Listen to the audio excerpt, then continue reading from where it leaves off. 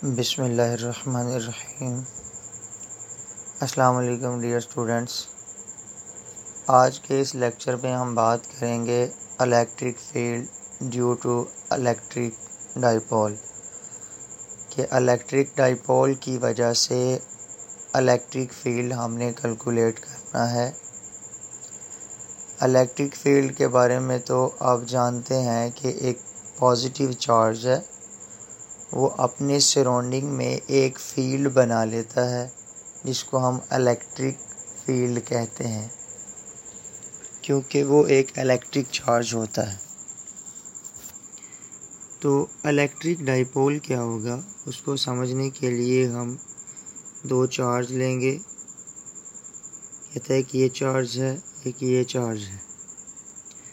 Charge का एक हमने पेयर ले लिया है, एक पॉजिटिव होगा, एक नेगेटिव है, लेकिन इनकी जो मैग्नीट्यूड है वो सेम होगी। लेट्स सपोज अगर ये 10 कूलम का चार्ज है तो ये भी 10 कूलम का चार्ज होगा। तो इनके दरमियान कोई डिस्टेंस लेंगे हम, वो डी हो सकता है।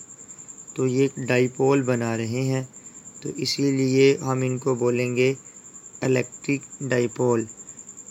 इलेक्ट्रिक क्यों बोला है, क्योंकि ये इलेक्ट्रिक चार्जेस हैं और उनके दरमियान एक डिस्टेंस है डी, और ये दोनों ही सेपरेट पड़े हुए हैं, तो ये डाइपोल बना रहे हैं। दो पोल बन रहे हैं, एक ये पोल है और एक ये पोल, तो डाइपोल बन गया। डाई का मतलब होता है दो। The pair of charge and positive charge and negative charge of same magnitude having constant distance between them is called electric dipole। इसको हम इलेक्ट्रिक डाइपोल बोलते हैं। एक पॉजिटिव चार्ज ले लें, एक नेगेटिव चार्ज, और उनके दरमियान कांस्टेंट डिस्टेंस रख दें, तो इसको हम इलेक्ट्रिक डाइपोल बोलेंगे। अब इलेक्ट्रिक डाइपोल को हम क्यों पढ़ना चाह रहे हैं, तो बेसिकली हम एटम्स को स्टडी करते हैं, तो एटम्स के अंदर बहुत ज़्यादा चार्जेस होते हैं, नेगेटिव चार्ज भी होते हैं, पॉजिटिव चार्ज भी होते हैं, तो इसीलिए इलेक्ट्रिकली न्यूट्रल होता है।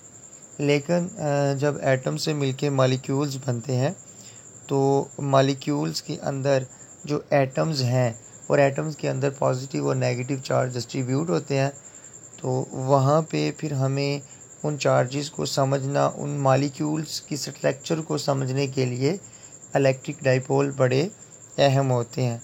तो इस वजह से हम इनको पढ़ते हैं। तो it is a useful concept in atom and molecules where the effects of charge separation are measurable.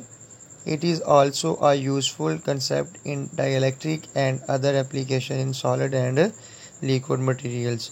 तो ये डाइइलेक्ट्रिक में भी इस तरह से आप एक इंसुलेटर के तौर पे स्टडी कर सकते हैं डाइइलेक्ट्रिक को, लेकिन वो प्योर इंसुलेटर नहीं होता। ये एक अलग टॉपिक है जो हम डिस्कस करेंगे। और उसके बाद सॉलिड्स हैं, जिस तरह मैंने आपको बताया है कि मॉलिक्यूल्स, ठीक है, तो वो क्रिस्टलाइन सॉलिड, अगर हम बात करें अमॉर्फस सॉलिड भी होता है, लेकिन क्रिस्टलाइन सॉलिड्स के अंदर Cl नेगेटिव और Na पॉजिटिव, तो इन दोनों के दरमियान में जो डिस्टेंस है वो डी होगा। तो यहाँ पे भी पॉजिटिव चार्ज है और एक नेगेटिव चार्ज है, तो ये एक डाइपोल बना रहे हैं। तो इसीलिए डाइपोल जो है वो हमारी डेली लाइफ में बहुत ज़रूरी है। उसके बाद इलेक्ट्रिक डाइपोल मोमेंट क्या होता है, कहता है अगर आप उन्हीं चार्जेस की मैग्नीट्यूड ले लें और उनके दरमियान जो डिस्टेंस डी आया था उसके साथ इन चार्जेस को मल्टीप्लाई कर दें, तो हमारे पास एक क्वांटिटी आएगी जिसको हम पी से ज़ाहिर करेंगे और उसको हम कहेंगे electrical dipole moment. The product of magnitude of charge and separation between them is called electric dipole moment and written as P is equal to QD. The electric dipole moment is a vector quantity। कहता है जो electrical dipole moment है वो एक vector quantity है। The direction of electric field electric dipole moment vector is from negative charge to positive charge. Basically यहाँ पे वो आपको बता रहा है कि जो इलेक्ट्रिक फील्ड लाइंस होती हैं वो निकलती हैं पॉजिटिव से और इंटर होती हैं नेगेटिव में, मतलब पॉजिटिव से नेगेटिव की तरफ जाती हैं। लेकिन जो इलेक्ट्रिक का डाइपोल मूवमेंट की डायरेक्शन होगी वो कहता है कि नेगेटिव से पॉजिटिव की तरफ होगी। ये आपने याद रखना है, ये एमसीक्यूज में आपसे पूछा जा सकता है। तो चले हम अब अपने मेन टॉपिक की तरफ चलते हैं कि electric field due to electric dipole हमने किस तरह से कैलकुलेट करना है। तो इसके लिए हम दो चार्ज ले लेते हैं ताकि हमारे पास इलेक्ट्रिक डाइपोल बन सके। तो यहाँ पे एक पॉजिटिव चार्ज है, ये एक नेगेटिव चार्ज है और ये कोई उनका सेंटर ओ है, ओरिजिन। अब यहाँ पे भी ई है और यहाँ पे भी ई है, इसको कहते हैं हम इलेक्ट्रिक फील्ड। तो दो इलेक्ट्रिक फील्ड है, एक पॉजिटिव चार्ज की वजह से इलेक्ट्रिक फील्ड है और एक नेगेटिव चार्ज की वजह से इलेक्ट्रिक फील्ड है। तो फर्ज कर लेते हैं हमारे पास एक पॉजिटिव चार्ज है, एक नेगेटिव चार्ज है, उनके दरमियान जो डिस्टेंस है वो डी है और इसको हम कहेंगे इलेक्ट्रिक डाइपोल। उसके बाद अगर हम इलेक्ट्रिक डाइपोल मूवमेंट को डिफ़ाइन करना चाहें तो P is equal to d q होगा। वो कहता है कि टेक आ पॉइंट P, ये वाला पॉइंट P ले लिया हमने और उसका जो डिस्टेंस है वो x है, ये which is perpendicular bisector of distance d as shown in the figure. Let's suppose इसका क्या मतलब है बाइसेक्टर का, कहता है ये जो डिस्टेंस d था उसको उसने दो हिस्सों में बाइसेक्ट कर दिया, मतलब दो हिस्सों में डिवाइड कर दिया। आधा हिस्सा इधर आ गया और आधा हिस्सा इधर आ गया, जैसा कि फिगर में दिखाया गया है। उसके बाद magnitude of electric field at point P due to positive charge having distance R is. कहता है अगर आप यहाँ से इलेक्ट्रिक फील्ड लाइंस इस पॉइंट पे देखना चाहते हैं तो इन इलेक्ट्रिक फील्ड लाइंस का कोई इलेक्ट्रिक फील्ड होगा जो R डिस्टेंस के ऊपर हम देखना चाह रहे हैं। तो वो पॉजिटिव चार्ज की वजह से है, इसीलिए हम लिखेंगे E के साथ छोटा सा positive is equal to KQ over R square. ये कहाँ से आता है, बेसिकली ये हम फार्मूला पढ़ते हैं F is equal to E is equal to F over Q, और E जो है वो कूलम लॉ से निकालेंगे K Q और Q, नीचे भी Q आ गया। अब एक Q से कैंसिल हो गया तो E की जो वैल्यू आएगी वो होगी KQ over R square. Basically हमने ये यहाँ से निकाला है। उसके बाद सिमिलरली जो मैग्नीट्यूड होगी इलेक्ट्रिक फील्ड की नेगेटिव चार्ज की वजह से वो भी सेम आएगी, E negative is equal to KQ over R square. क्यों, क्योंकि यहाँ पे जो R है, पॉइंट P है, वो R डिस्टेंस के ऊपर पड़ा हुआ है और सिर्फ नेगेटिव चार्ज की वजह से है। लेकिन यहाँ पे आपने याद रखना है कि यहाँ पे इलेक्ट्रिक फील्ड लाइंस की डायरेक्शन इस तरफ होगी लेकिन यहाँ पे इस तरफ होगी, क्योंकि पॉजिटिव से इलेक्ट्रिक फील्ड लाइंस अवे दूर जाती हैं और नेगेटिव की तरफ आती हैं। तो इसीलिए ये आपने ख्याल रखना है कि डायरेक्शन को सही लिखना है आपने। ये क्वेश्चन नंबर 1, ये क्वेश्चन नंबर 2 है। अगर आप देखें the direction of E negative is from P towards negative charge. कहता है यहाँ पे अगर आप देखें तो वही जो मैंने पहले बात की है कि पॉजिटिव से जो इलेक्ट्रिक फील्ड लाइंस निकल रही हैं वो टूवर्ड्स P हैं, ठीक है, इसकी तरफ है P की तरफ, और यहाँ पे जो इलेक्ट्रिक फील्ड लाइंस हैं वो नेगेटिव चार्ज की वजह से वो अवे फ्राम P से टूवर्ड्स नेगेटिव चार्ज है, या फिर आप कह सकते हैं कि अवे फ्राम द P है। दोनों क्वेश्चंस को कंपेयर करेंगे, E plus is equal to E negative. कहता है now to calculate net electric field at point P due to dipole resolve the electric field E positive and E negative into components. अगर हमने total electric field find करना है due to dipole, तो हमें क्या करना पड़ेगा, जो पॉजिटिव इलेक्ट्रिक फील्ड है और नेगेटिव इलेक्ट्रिक फील्ड है उसको उसके कंपोनेंट में डिवाइड करना पड़ेगा। जिस तरह से आप लोग फर्स्ट ईयर में और थर्ड ईयर की मैकेनिक्स में पढ़ चुके हैं, ये एक्स एक्सिस होता है, ये एक्स एक्सिस, ये वाई एक्सिस। यहाँ पे कोई एक वेक्टर पड़ा हुआ है, लेट्स सपोज कर लेते हैं हम ई वेक्टर है, तो ये इसका y कंपोनेंट होगा क्योंकि ये y के अलॉन्ग है, और ये x कंपोनेंट होगा क्योंकि ये x के अलॉन्ग है। और जब हम ex लिखते हैं तो लिखते हैं हम e cos थीटा, और जब हम ey लिखते हैं तो लिखते हैं e sin थीटा। तो ये सारी चीज़ें हम पिछली क्लासेस में पढ़ चुके हैं, तो यहाँ पे हम इनको यूज़ करेंगे। तो यहाँ पे अगर आप देखें तो ये एक वेक्टर है, तो इसका जो ये वाला जो कंपोनेंट होगा वो ई वाई होगा, और ये वाला जो कंपोनेंट है वो ई एक्स होगा। तो कंपोनेंट रिजॉल्व किए हैं पॉजिटिव के हमने, ई पॉजिटिव के, तो वो आ गया है E positive X is equal to E positive cos theta, और E positive Y is equal to E plus sine theta. यही तरीका जो मैंने आपको अभी पीछे बताया है। तो यहाँ पे प्लस और माइनस की फॉर्म में है, तो इसीलिए हमने प्लस और माइनस की फॉर्म में लिख ले हैं। सेम इसी तरह जो नेगेटिव चार्ज वाला होगा उसका भी E negative X is equal to E negative cos theta, और E negative Y is equal to E negative sine theta. तो ये कंपोनेंट्स में आपने दोनों इलेक्ट्रिक फील्ड को, पॉजिटिव चार्ज की वजह से इलेक्ट्रिक फील्ड को और नेगेटिव चार्ज की वजह से जो नेगेटिव इलेक्ट्रिक फील्ड था, दोनों को कंपोनेंट में रिजॉल्व कर लिया, डिवाइड कर लिया। अब कहते हैं कि अगर हम एक्स कंपोनेंट वाले इलेक्ट्रिक फील्ड की बात करें तो E X is equal to positive E X plus E जो है वो नेगेटिव ई एक्स। अब यहाँ पे नेगेटिव क्यों लगा है वो हमने देखना है, तो आप डायग्राम पे आ जाएं। यहाँ पे अगर आप देखें तो इस पॉइंट के ऊपर इस तरफ नेगेटिव एक्स होता है और इस तरफ पॉजिटिव एक्स। सेम इसी तरह जब आप कोऑर्डिनेट एक्सिस ड्रा करते हैं, इस तरफ पॉजिटिव एक्स है, इस तरफ नेगेटिव एक्स है, इधर पॉजिटिव वाई है, इधर नेगेटिव वाई है। तो हमने यहाँ पे सेंटर ये पॉइंट पी लिया है जहाँ पे इलेक्ट्रिक फील्ड फाइंड करना चाह रहे हैं। तो इस तरफ नेगेटिव वैल्यू होगी एक्स की, इस तरफ होगी पॉजिटिव वैल्यू।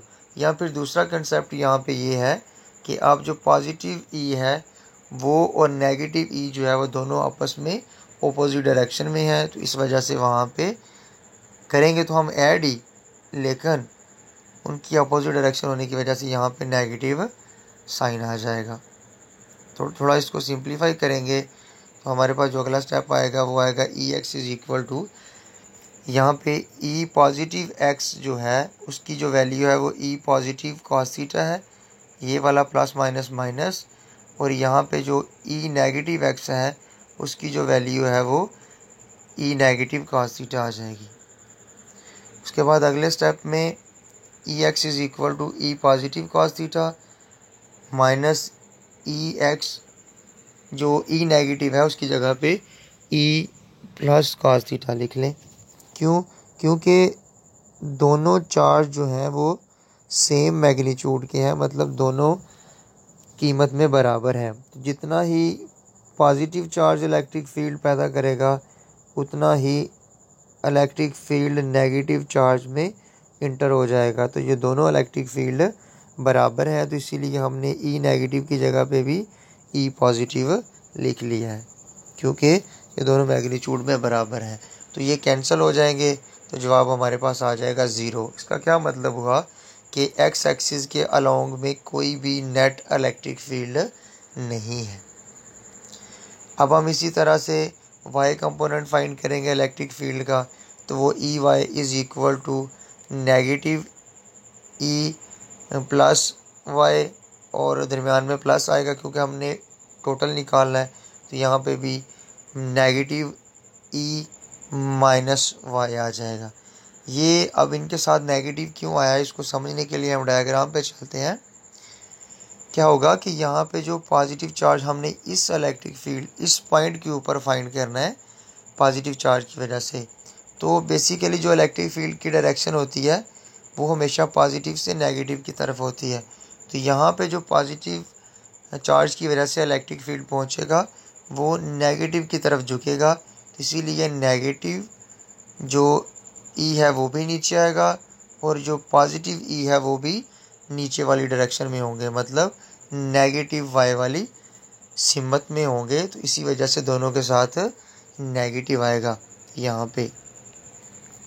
तो E Y is equal to negative E plus sine theta negative E negative sine theta. ये जो ई है ना, वो ई नेगेटिव है, वो साथ छोटा सा लिखना आपने यहाँ पे, सिर्फ ये शो करने के लिए कि ये नेगेटिव चार्ज की वजह से इलेक्ट्रिक फील्ड है, मतलब नेगेटिव चार्ज की तरफ जाने वाला इलेक्ट्रिक फील्ड है। अब यहाँ पे जो काम किया था हमने, ई नेगेटिव की जगह पे ई पॉजिटिव पुट कर दिया था क्योंकि ये मैग्नीट्यूड में बराबर है। ये सेम यही काम हम यहाँ पे करेंगे, नेगेटिव की जगह पे पॉजिटिव ई रख दिया, तो दोनों सेम हो गए, दोनों को ऐड करेंगे, माइनस माइनस जमा होता है, तो ये जमा आके 2 आ जाएगा, तो यहाँ पे नेगेटिव आ गया।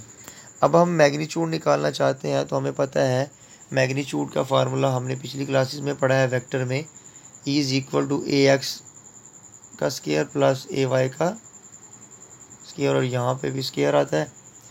तो सेम फार्मूला हम E की फॉर्म में लगाएंगे, तो E square is equal to X square plus E Y square. E X की वैल्यू तो 0 है, ये 0 आ जाएगी, और ई वाई की जो वैल्यू है वो हम -2 ई प्लस साइन थीटा ऊपर स्केयर आ जाएगा।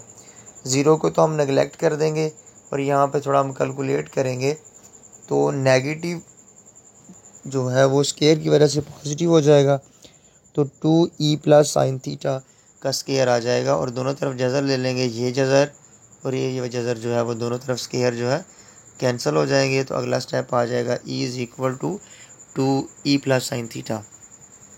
अब ई प्लस की वैल्यू जो है वो हम पीछे से लेंगे, तो ई प्लस की जो वैल्यू है वो ये है के क्यू ओवर आर स्केयर।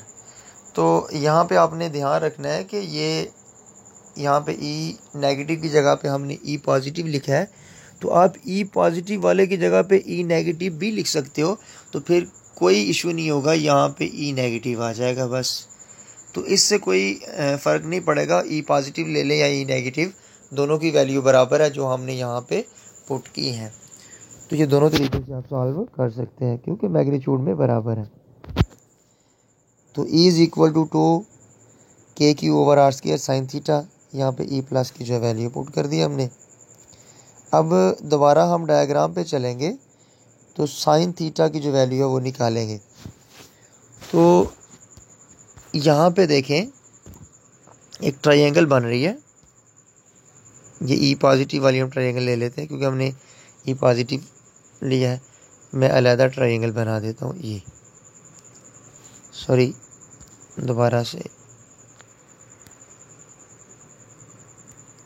यहाँ पे कोई थीटा एंगल है। अब देखें ये टोटल था डी, तो यहाँ पे तुमने आधा हिस्सा लिया, इसका मतलब है ये वाला ये साइड जो है वो d/2 है, ये वाली साइड जो है वो r है, और ये वाली जो है वो x है। और साइन थीटा हमें पता है कि रेशो होती है परपेंडिकुलर ओवर बेस। यहाँ पे परपेंडिकुलर ये है, सॉरी बेस नहीं हाइपोटेन्यूज, ये परपेंडिकुलर है d/2 और हाइपोटेन्यूज कौन सा है, ये है r, ठीक है।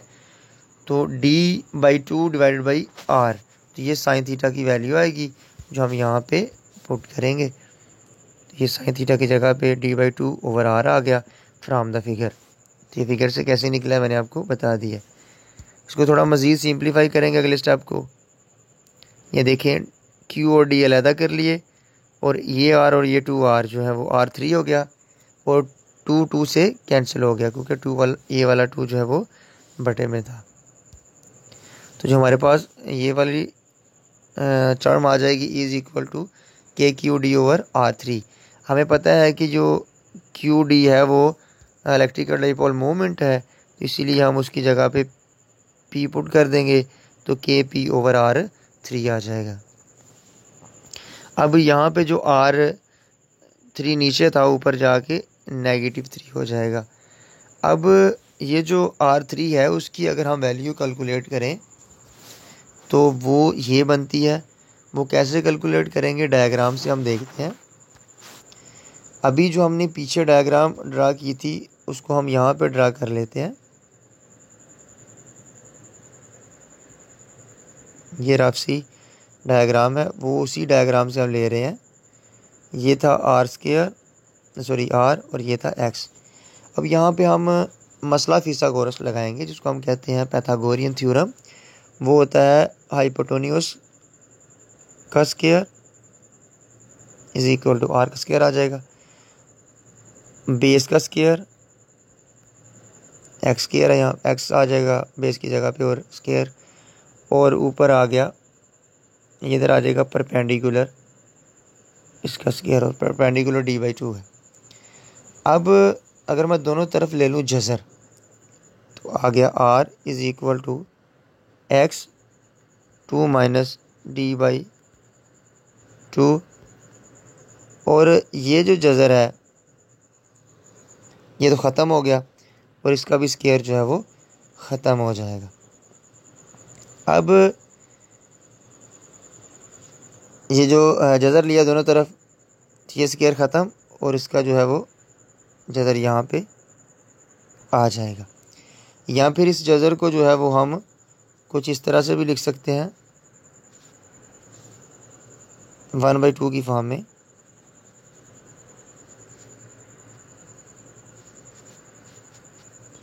इस जज़र को हम 1/2 की फॉर्म में भी लिख सकते हैं। और अब हमें चाहिए R की -3 वैल्यू।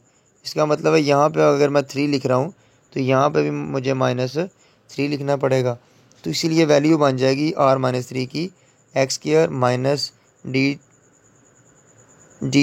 का होल स्क्वायर है, और ऊपर जो पावर है वो -3/2 है। तो ये कैसे बनी है, डायग्राम से हमने बनाई है और ये बन गई। अब अगला स्टेप जो है वो यहाँ पे अगर हम X की -3 जो है वो कॉमन ले लें तो यहाँ पे 1 बच जाएगा, और यहाँ पे D का स्क्वायर और नीचे आ गया 2 का स्क्वायर बनना था तो 4 आ गया, और X2 जो है वो नीचे आ जाएगा और ऊपर -3/2 पावर है। अब बेसिकली हमने यहाँ पे क्या किया है, यहाँ पे गौर से देखें, X की 2 है माइनस यहाँ प्लस है, यहाँ पे D2 नीचे 4 है, और यहाँ पे है -3/2। हम यहाँ से लेते हैं X की पावर -3 कॉमन। तो इसका क्या मतलब है, इसका ये मतलब है कि यहाँ से हमने X की पावर -3 कॉमन ली है, तो यहाँ पे ये पावर है उसकी। अगर हम अलहदा से देखें तो 2 से कैंसिल और ऊपर बच गया -3। तो ये -3 हमने यहाँ से कॉमन लिया। इसका मतलब है यहाँ पे X की पावर -3 है, तो वो यहाँ पे 1 आ जाएगा फिर, क्योंकि ये तो हम कॉमन बाहर ले चुके हैं। प्लस यहाँ पे D2/4। अब यहाँ पे तो X की -3 नहीं है, तो X की -3 बनाने के लिए हमें क्या करना पड़ेगा, यहाँ पे भी X की -3 से डिवाइड करेंगे और यहाँ पे X की -3 से मल्टीप्लाई करेंगे। दोनों दोबारा कैंसिल होकर 1 ही बन जाएंगे।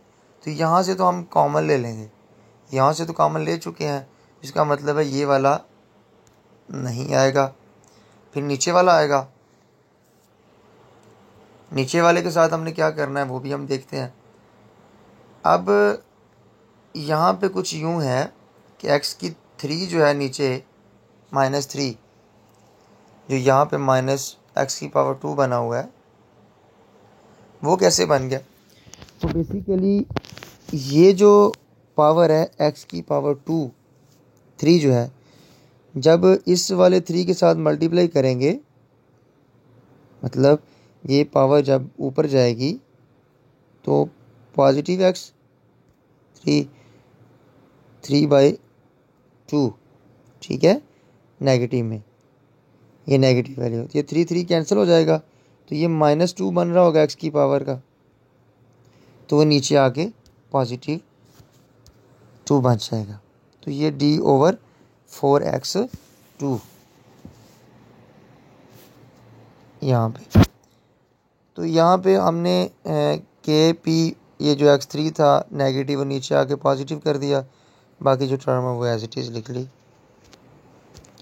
उसके बाद यहाँ पे एक्सपेंड करेंगे टर्म को ब्रैकेट वाली बाइनोमियल थ्योरम लगा के। बाइनोमियल थ्योरम क्या होता है, उसका जो मेन फार्मूला है वो देख लें यहाँ पे 1x उसकी पावर है n, 1 एज इट इज़ लिखा, माइनस n को x के साथ मल्टीप्लाई कर देंगे, ठीक है, और प्लस यहाँ पे प्लस होगा और यहाँ पे प्लस आएगा, और फिर प्लस, फिर नेक्स्ट दोबारा n और ये वाली जो टर्म है उसका स्क्वायर आ जाएगा। इसी तरह से n आना था, फिर x की पावर 3 हो जाना था। हम इसी को यूज़ करते हुए ये फार्मूला जो है ओपन करेंगे, ये वाला। यहाँ पे 1 है, ये 1 एज इट इज़ आ गया।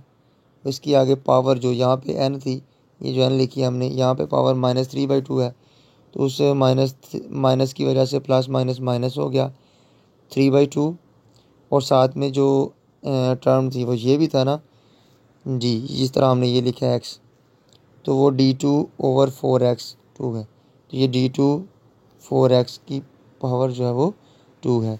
तो आगे जो है वो प्लस है, लिख दिया है।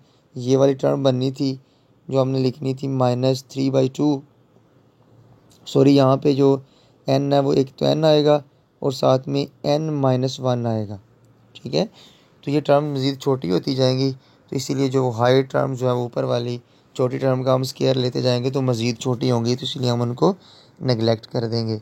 तो कहता है कि the neglect the higher order term, ये वाली टर्म भी हम जो है वो नेगलेक्ट कर देंगे। तो KP/x3 जो 1 से मल्टीप्लाई होगा तो ये वाला आ जाएगा E = KP/x3। तो this is the electric field at P due to electric dipole, where x is the distance between point P and bisecting point O of distance between positive Q and negative Q। कहते हैं यहाँ पे जो x है वो ये हमने जो टोटल d था, पॉजिटिव चार्ज और नेगेटिव चार्ज के दरमियान d था, उसको बाइसेक्ट किया था और इस पॉइंट P के ऊपर हमने इलेक्ट्रिक फील्ड कैलकुलेट करना था। तो कहता है ये जो x है वो उस d का बाइसेक्ट है, मतलब दो हिस्सों में तकसीम किया गया डिस्टेंस है। तो ये वो इलेक्ट्रिक फील्ड था जो हमने कैलकुलेट करना था, और यहाँ पे जो P है वो इलेक्ट्रिक डाइपोल मोमेंट है। तो उम्मीद करता हूँ आप लोगों को समझ आई होगी। मिलते हैं नेक्स्ट लेक्चर में, तब तक के लिए अपना ख्याल रखिएगा और हमारे चैनल को सब्सक्राइब लाजमी कर लें और बेल आइकन को भी प्रेस कर दीजिएगा ताकि नई आने वाली वीडियो आपको आसानी से मिल सके।